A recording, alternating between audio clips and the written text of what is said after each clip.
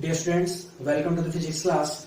Today we will discuss an important topic, continuous distribution of charge. Okay, if large amount of electric charge is distributed on any object, then we ignore quantum nature of electric charge and use continuous distribution of electric charge.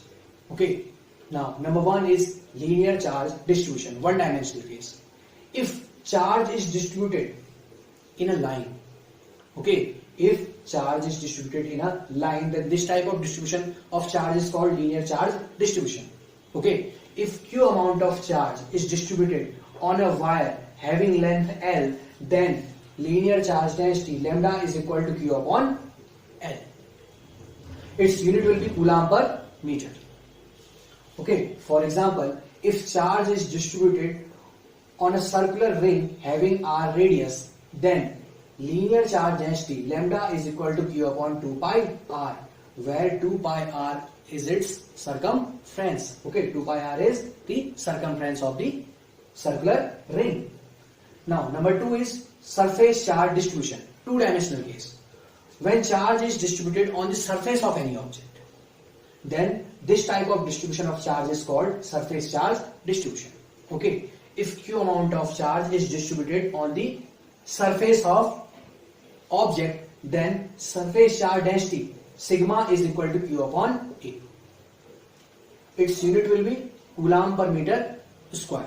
Okay, for example, if charge is distributed on the surface of the spherical conductor having r radius, then sigma is equal to q upon 4 pi r square, where 4 pi r square is the surface of area of spherical conductor.